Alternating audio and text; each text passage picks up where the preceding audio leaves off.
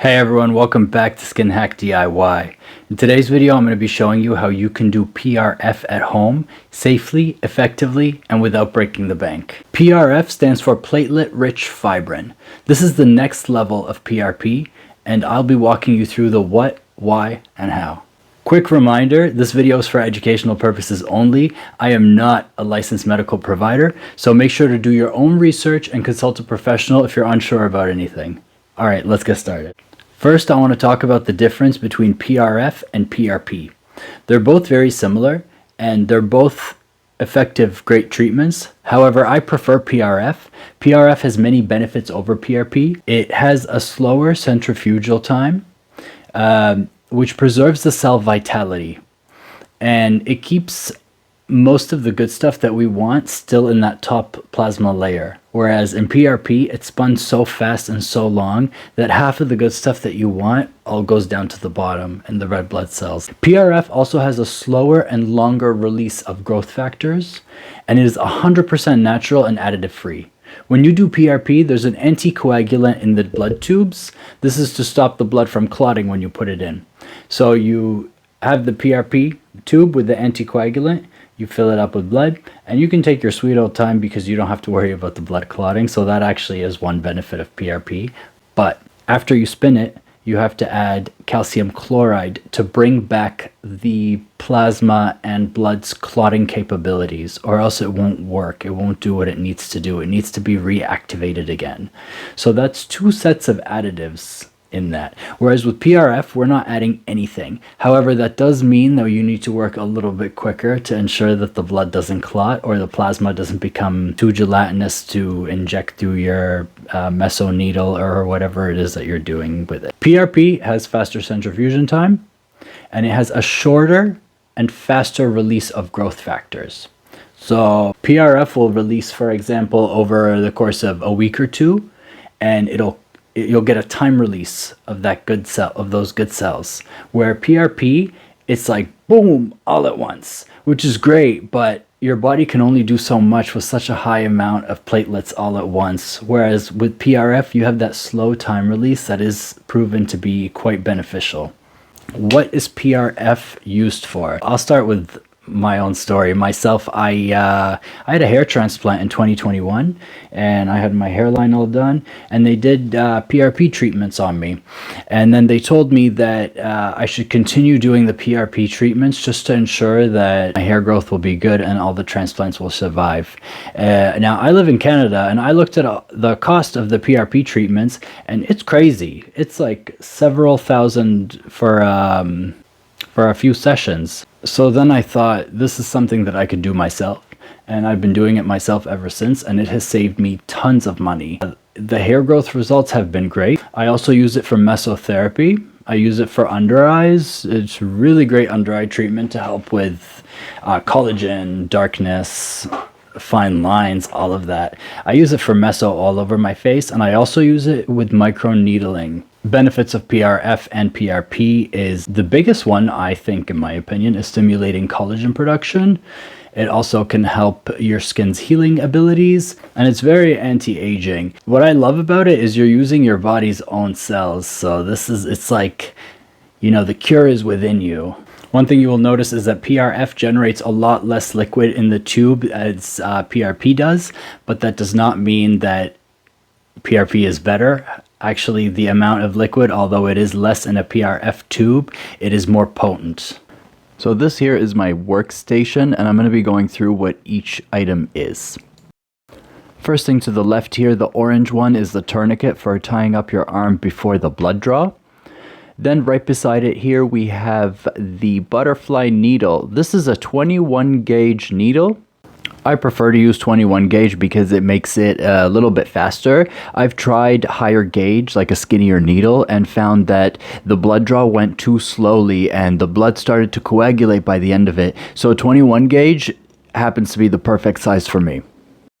Then right underneath it, you have some gauze. Then right above the butterfly needle, we have our tube holder, and I'll be showing you how to use that. Then you have a pair of scissors and some medical tape. Then we have two 5 milliliter syringes, although I did only end up using one.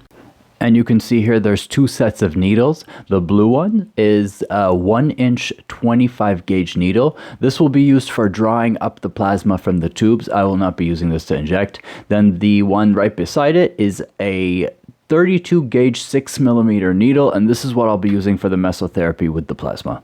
And of course we will need some alcohol pads. Then to the right of that I have my tube holder as well as my 2 PRF tubes that I'll be using today. Okay, I want to talk to you guys about the blood tubes. For PRF, it's very important that your tubes do not have any additives whatsoever to them. A lot of tubes will have an anticoagulant or sometimes even like a silica. If you use tubes meant for phlebotomy, so like when you go get blood work done, those tubes typically have an anticoagulant in there or something to preserve the blood, because that blood, they're not taking it and putting it back inside you, they're taking it to the lab for testing. One thing you can do to make sure that your tubes don't have any additives is open it up, put some water in it, and give it a really good shake. If there's no additives, then there should be no foam. I already tested these tubes. There was no foam, there was no additives in them whatsoever. They're very good quality, clean tubes. Very, very important thing is to fully sanitize them. I have here an alcohol swab.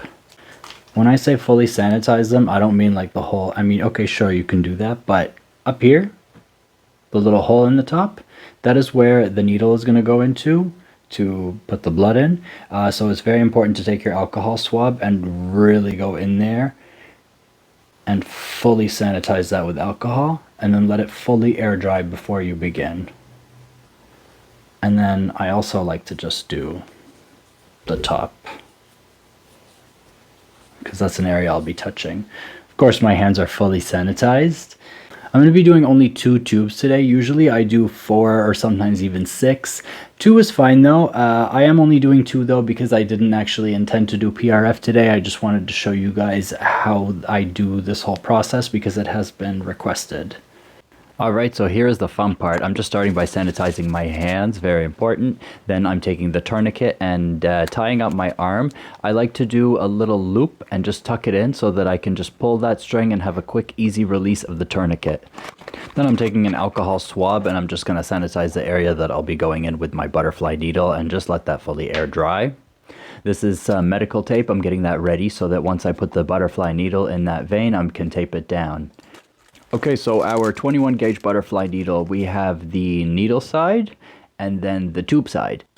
I'm taking the tube side and I'm just going to screw it right into the tube holder. Very easy. And just press it in, make sure it's secure. I take the butterfly tube and just give it a stretch just so it doesn't act stubborn for me. Now I'm uncapping the needle side of the butterfly and I'm just making sure to go in with the bevel up. So once I get it focused here, the sharp side down, bevel up. And we'll go straight into that vein. I'm lucky I have a good vein. It's pretty easy for me to go into it. But if you do have a hard time finding a vein, of course, make sure you're hydrated before you do all this. The more hydration, the more good plasma we'll get. And another thing you can do is a warm compress on the area. That should help show the veins. Now I've attached the blood tube right to the tube holder and you can see the blood is going in. But I made a mistake here and I forgot to take off the tourniquet. That's okay. All that will happen is that the flow of the blood will be a little slower, but it is ideal that once you connect your tube, the blood tube, that you want to take off the tourniquet to speed up that blood flow. It is still a pretty fast process and I did make sure that I was very hydrated, so it took no time to fill those 2 tubes. Now I'm getting some gauze ready and I'll just be pulling that needle out and just holding down the gauze, pressing hard for up to 10 seconds or so. This will prevent bruising, and just make sure you recap that needle and safely dispose of it. Now I'm putting my blood tubes into the centrifuge and you'll see here that they need to be opposing each other so it's balanced. So this is perfect, however this is not. And only in even numbers, so 2, 4, 6, not odd numbers at all. It needs to be balanced on opposing sides. I'm setting my speed and the time. I always put it to 10 minutes, but then I start a timer on my phone. Now I'm going to be doing 6 minutes. All right, now while that is centrifuging, I just want to talk a bit more about centrifugal speed and time.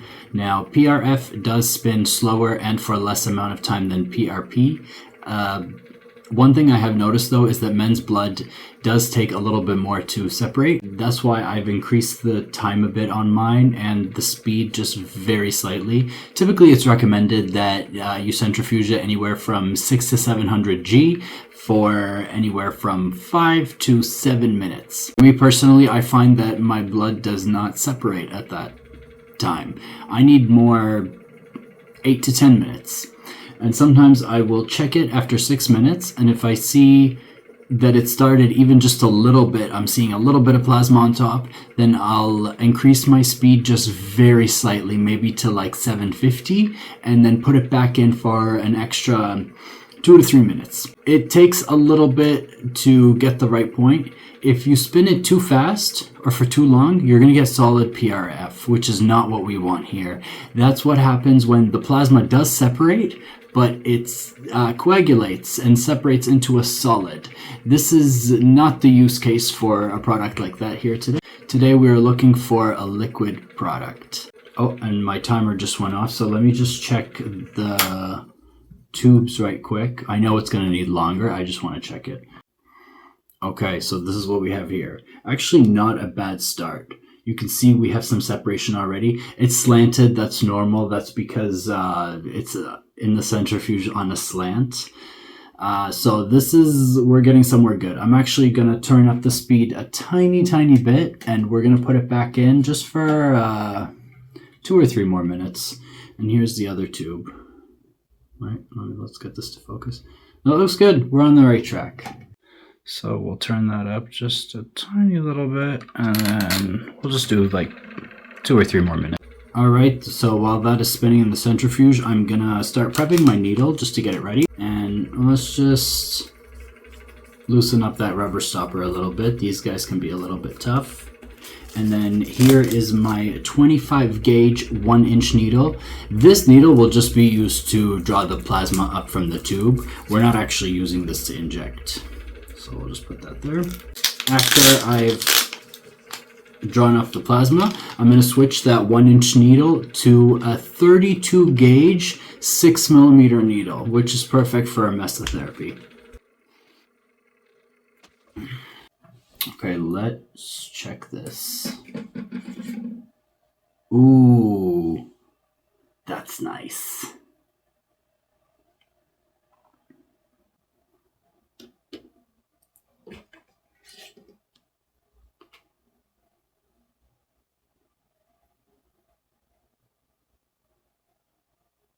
I took both plasma tubes out of the centrifuge and I just let them rest for 30 seconds, no more, and I popped the top off, and now I'm going to be drawing up that liquid gold.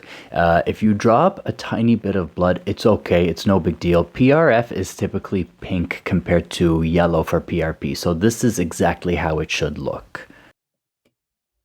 I just put it on an angle when I draw it because I find it easier to do it like that. We'll cover that tube back up and now do the next one.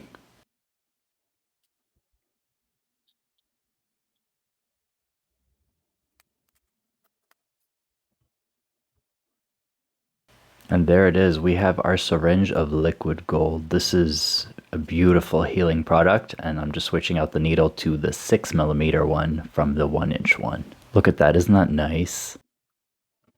And that's it. You've just learned how to do your own PRF at home.